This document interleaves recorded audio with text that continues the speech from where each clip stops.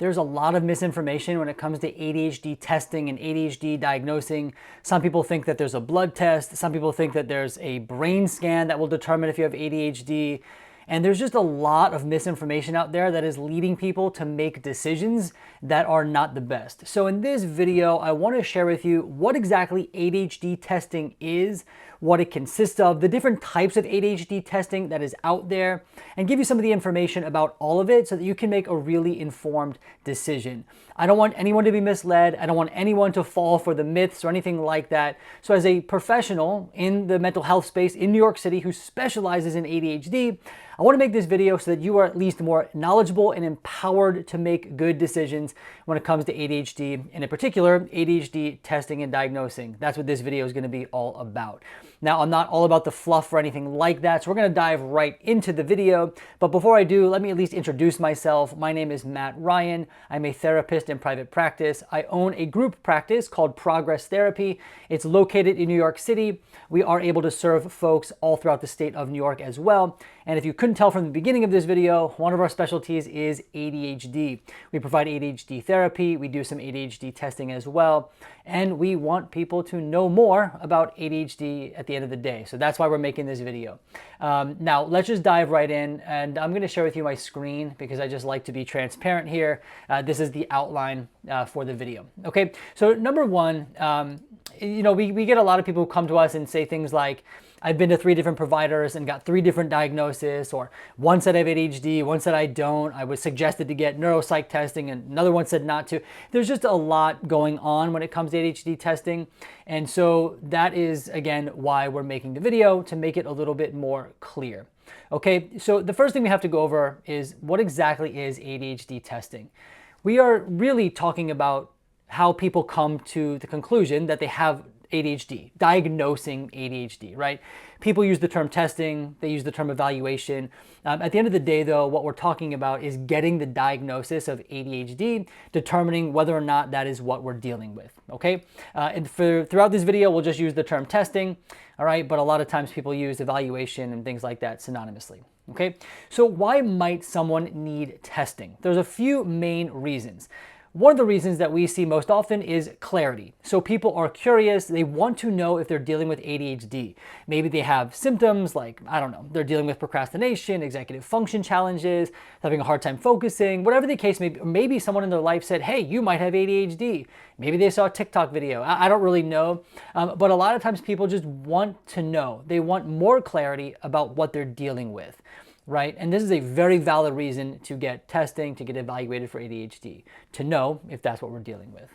The other reason people might want to do it is for accommodations, right? And accommodations could be for school, accommodations could be for a workplace. We predominantly work with adults, so when we're thinking about accommodations, it's typically for grad school or workplaces and things like that.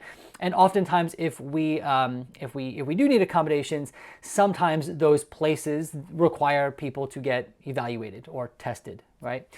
So these are the 2 main reasons we see people coming to us for ADHD testing, right? Now, this is the meat of the video, right? The different types of ADHD testing and what's out there.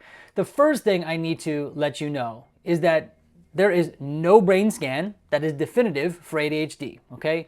As we sit here today, I'm filming this video September 29th, 2025. There is no definitive test for ADHD. There's also no blood test for ADHD, okay? And I have to share that because a lot of clients come in and they think that might be the case. Maybe someone's told them, even providers might say that. But as of now, there is nothing definitive. This means that you could potentially see 3 different providers and have 3 different conclusions, all right? So I did want to share that to at least bust that myth really quick. And the other thing is there's multiple ways that people get diagnosed. Some of the ways are not good at all, right? And we really need to be aware of those. And then there's other ways that are maybe overkill and don't work really well. And that's what we're going to dive into right now. So and we're going to simplify this into like 4 different categories that we see most commonly. And I'm going to put this under different types of ADHD testing. So number 1, and you would be really surprised, is no testing maybe you're not surprised, but no testing at all.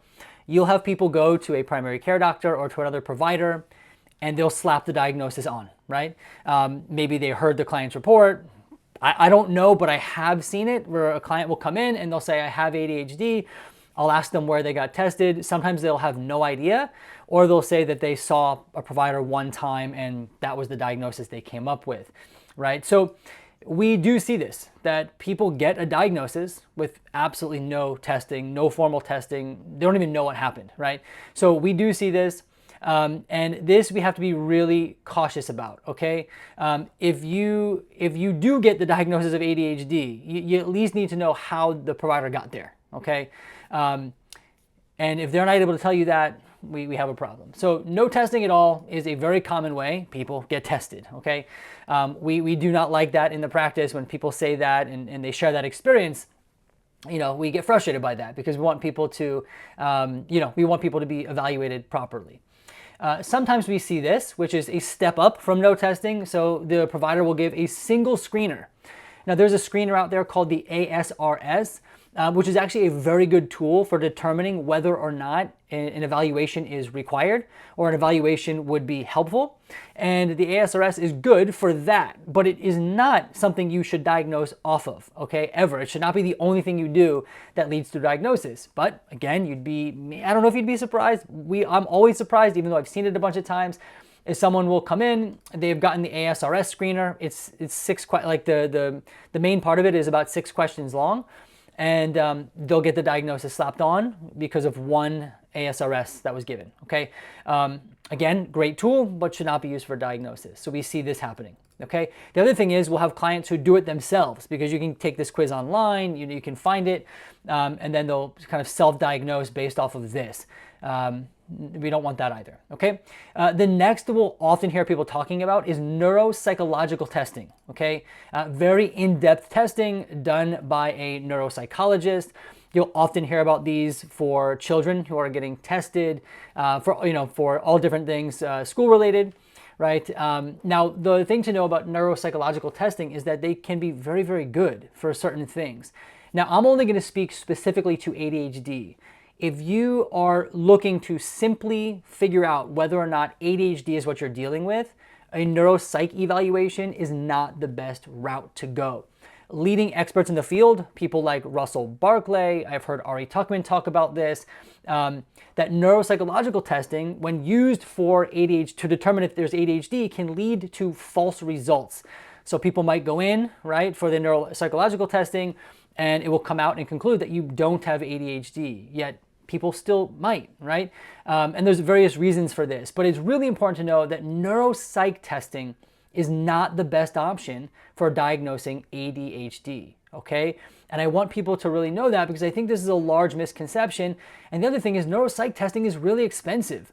So people will be told that they should get a neuropsych test to find out if they have ADHD. They'll spend all this money and it might come back as you don't, right? But maybe you do. And if you want to know more about the research behind the neuropsych testing and how it relates to ADHD, I'll leave a link down below to some of the videos that I've watched, to some of the articles that I've seen where you can read more about that, okay?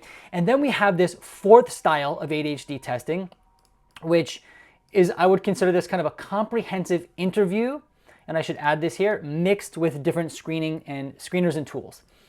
So many leaders in the field, right, are going to tell you that an in-depth interview coupled with screeners and tools, right, is the best way to get diagnosed with ADHD. So when it comes to an in-depth interview, there's different ways that can be done. But essentially what we're doing is we're getting to know the client, we're talking to them, and we are having a discussion. It's usually fairly long and it is targeted, right? It is structured. We are asking specifically about the different symptoms of ADHD and how it's impacted them in childhood and adulthood, but it's more interview style, right? This is one of the best ways to determine if someone is dealing with ADHD. But you don't just stop there. Then you might do might do some screeners and tools. So for example, there's one called the Barkley Deficits in Executive Functioning Scales.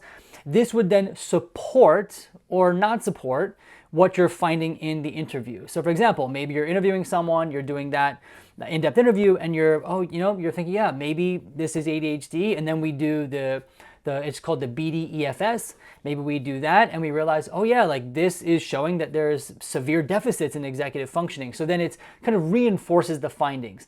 And so you could use a whole bunch of different screeners and tools that relate to ADHD, executive functioning, and you kind of take all of that and you put it together to come to a conclusion.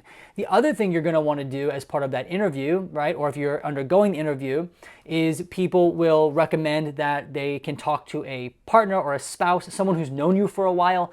A parent is usually really good. And then they'll also want historical records. So maybe it's records from schools or from even elementary school or middle school.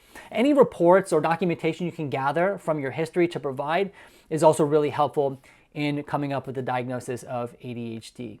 So at the end of the day, what you're going to find is that this comprehensive interview, coupled with the scales and tools, the historical documents, this is the best option for getting tested for ADHD as it stands today. Now, of course, there is some debate about this, right? That's why I'm telling you about all these different 4 ways people get tested, because there's no single way.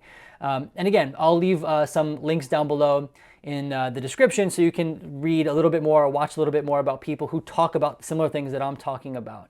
And so then with all that in mind, how then do we find the right testing approach for you? Well, the first thing we need to do is to get informed, right? And that's why I'm making a video like this. I feel like I want to at least inform people. Maybe this is the first video you've seen, maybe it's the 10th. But the first thing is we just have to be informed about ADHD, right? And how do we get tested? What is it? What's the best treatment for it? All that kind of stuff. So I think that's the starting point for almost anything when it comes to ADHD, being informed, right? Whether you're a consumer or a provider, both is important.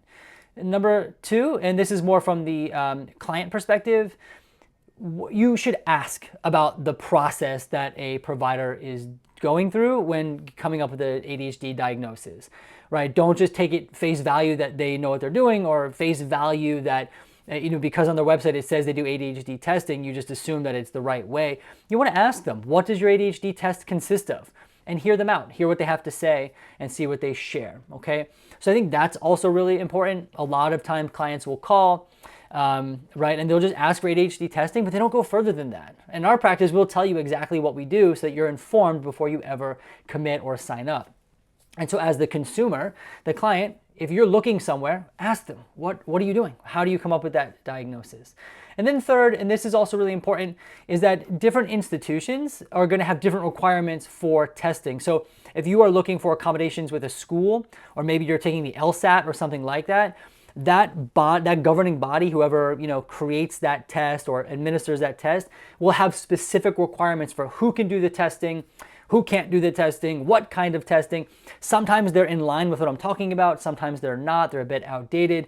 But you want to check with the requirements of that governing body or the institution that is requiring you to get tested. Sometimes they require testing, sometimes they don't. So definitely check that out. Another pro tip as well is to check out what's called the JAN. This is the Job Accommodation Network. This will give you some more insights into what you're entitled to if you're dealing with ADHD, and it also will give some information about testing, I believe, as well. I'll leave a link to that down below as well. But I hope that this brief video helped you out, at least as a starting point, to be more knowledgeable about ADHD and all the different things that come along with it, right, including testing.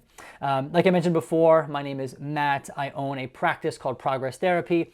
We do ADHD testing in our practice. We work with folks who are dealing with ADHD as well as other general mental health issues. We are happy to talk with you more about our process and how we do things. We do accept a few major insurers. I'll leave a link to our website down below. If you want to book a free call, we would love to hear from you. We can hear about what you're looking for, and we can share a bit about how we help folks. Links to that down below. Other than that, have a great rest of your day, and we will see you in the next video.